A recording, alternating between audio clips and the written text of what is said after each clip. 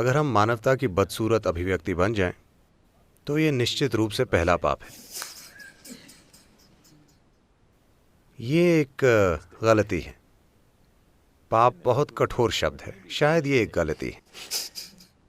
तो दुनिया में बहुत सारी गलतियां हो रही हैं, इसके बारे में कोई प्रश्न नहीं। आपका दावा है कि आप सराहना या पूजा करते हैं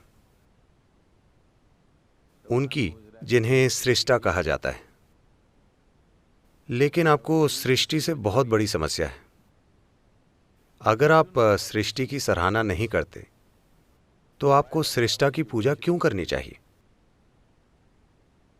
वो जिन्होंने इतना बुरा काम किया, ये बनाया कि आपके पैदा होने का भी एक ही तरीका है, पाप के द्वारा। मुझे लगता है उन्हें दूर कर देना चाहिए।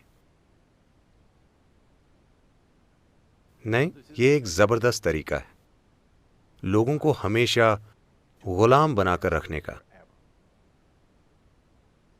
अगर आप उन्हें अपने शरीर की प्रक्रिया को भी स्वीकार नहीं करने देते हैं, तो वो जीवन में किसी भी चीज को स्वीकार नहीं करेंगे। वो हमेशा निर्भर रहेंगे एक संस्थान या व्यक्ति या किसी चीज पर जो संपर्क रखने का दावा करती है।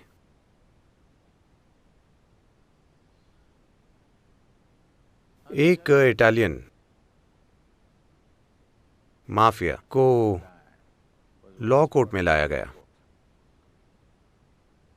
और वो हाथों में एक मोटा सिगार लिए अंदर आया। वो इस तरह से आया और बैठ गया जैसे कि वो मेहमान हो। जज ने उसकी अकड़ को देखा और पूछा, क्या आपके पास वकील है?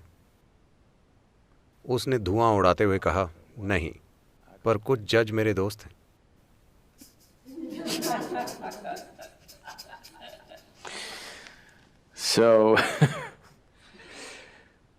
तो जिन लोगों के कहीं संपर्क हैं, आप हमेशा उनके गुलाम बने रहेंगे, क्योंकि आप अपने शरीर की प्रक्रिया को लेकर दोषी महसूस करते हैं।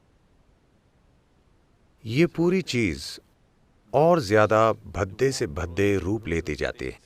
तो कुछ संस्कृतियों के अलावा बाकी हर जगह जहां हावी हो जाने वाले धार्मिक विश्वास फैलाए गए थे, उन सभी संस्कृतियों में दुर्भाग्य से वो आपको आपके ही अस्तित्व के बारे में दोषी महसूस कराते हैं, क्योंकि वैसा करने से आप हमेशा गुलाम बने रहेंगे उस चीज के जो उन्होंने रची। कोई इतनी बुनियादी चीज जैसे कि औरत के मासिक चक्र, उसे उनके बारे में दोषी महसूस करना चाहिए और वो अशुद्ध है, उसका अस्तित्व अशुद्ध है।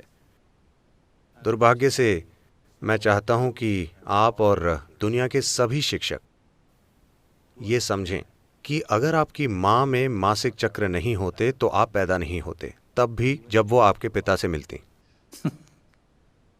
हाँ, तो जीवन बनाने की सामग्री जिसका उपयोग नहीं हुआ, यही तो है वो। और अगर वो अशुद्ध है तो आपका जन्म भी अशुद्ध है। वो वैसे भी आपको यही बताने की कोशिश कर रहे हैं कि आपका जन्म अशुद्ध है, और इसे छुपाने के लिए बहुत सी अन्य कहानियां हैं जिनकी मैं बात नहीं करना चाहता।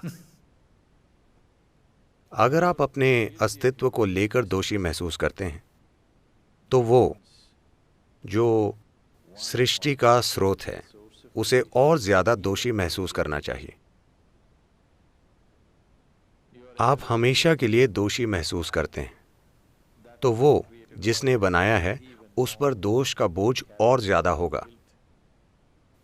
दोष डालना और डराना ये आबादी को कंट्रोल करने के जबरदस्त तरीके रहे हैं।